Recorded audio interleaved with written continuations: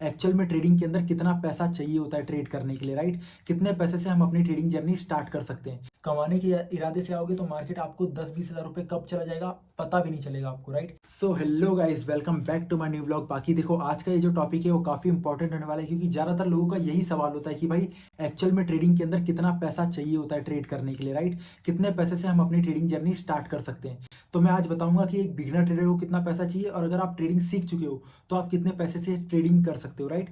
बाकी अगर आपने मेरे पिछले वीडियोस नहीं देखे हैं, क्योंकि देखो वो इसका बेस है। अगर आप ट्रेडिंग नहीं जानते हो, ट्रेडिंग क्या होती है, आप जाके उसको देख चेकआउट कर सकते हो। ट्रेडिंग कितने तरह की होती है वो भी मैंने अपलोड कर दिया है, वो भी जाके चेकआउट कर सकते हो। उसके बाद इस पार्ट को देखिएगा, राइट? ताकि आपको और चीज़ें समझ में आसानी से आ सके। तो चलिए चलते हैं एकदम सिस्टम पे, और आपको एकदम ईजी वे में, एकदम एकदम आसान शब्दों में बताऊंगा, ताकि ये 5वीं क्लास का अगर बच्चा है ना तो वो भी समझ जाए, राइट?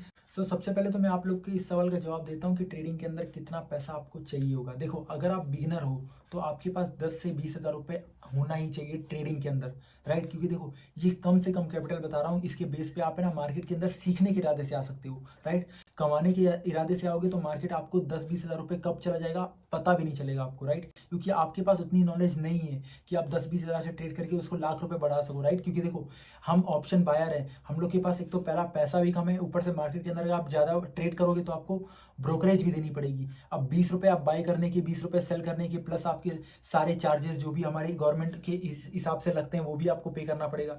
तो सोचो, अगर आप एक दिन में, आपके पास 10 हज़ार रुपये तो कैपिटल है, अब आप दिन में 3-4 ट्रेड मारे जा रहे हो, है ना? तो उसमें 20-20 कैलकुलेट कर लो, कम से कम आपका 100 रुपये तो ऐसे खाली ब्रोकरेज चला जाएगा उसमें, प्लस जो एडिशनल चार्जेस है वो अलग, राइट? तो आपको ट्रेड भी कम करना है, एकदम क्वालिटी ट्रेड करना है। इसलिए आपको बता रहा हूँ कि आपको कम से कम 10 से 20 हज़ार रुपये तो आपके पास होना ही चाहिए, राइट? बाकी अगर आप प्रोफेशनल हो, आपको चीज़ें समझ में आ गई, अब आप मार्केट के अंदर काम करना जान गए हो, आपको हर एक चीज़ का बेसिक से लेकर एडवांस तक नॉलेज है, तो आप बड़ा कैपिटल लेके आ सकते हो। जैसे 50 हज़ार से 1 लाख रुपए आप ट्रेड कर सकते हो, राइट? अब मैं इतना कैपिटल क्यों बोल रहा हूँ कि इतना कैपिटल से आपको ट्रेड करना चाहिए अगर आपको एक्सपीरियंस है? क्योंकि देखो, आपको रिस्क मैनेजमेंट को फॉलो करना है ना, है ना? फिर इसके बाद कैपिटल मैनेजमेंट को फॉलो करना है। कैपिटल आपके पास जैसे मान लो 1 लाख रुपए, तो 1 लाख रुपए पूरा एक ही बार में थोड़ी डाल दोगे, राइट? तो आपको रिस्क को मैनेज करते हुए ट्रेड के हिसाब से देखना है कि भाई ट्रेड के अंदर आपको कन्विक्शन कितना है ना? उसके अंदर आपको रेट ऑफ रिटर्न कितना मिल रहा है ना? रेशियो कितना मिल रहा है इसमें। रिस्क टू रिवॉर्ड मैनेज करना पड़ता है इससे, उस हिसाब से हम ट्रेड करते हैं। आई होप आपको समझ में आया होगा कि आपको कितने कैपिटल की जरूरत है। अगर आप बिगिनर हो तो 10 से 20 हज़ार आपके पास होना चाहिए। बाकी आपके पास एक्सपीरियंस है तो आप अपने हिसाब से, आपकी कैपेसिटी के हिसाब से आप अपने पास रख सकते हो पैसा, और आपको कितना रिस्क लेना है वो आपके ऊपर डिपेंड करता है।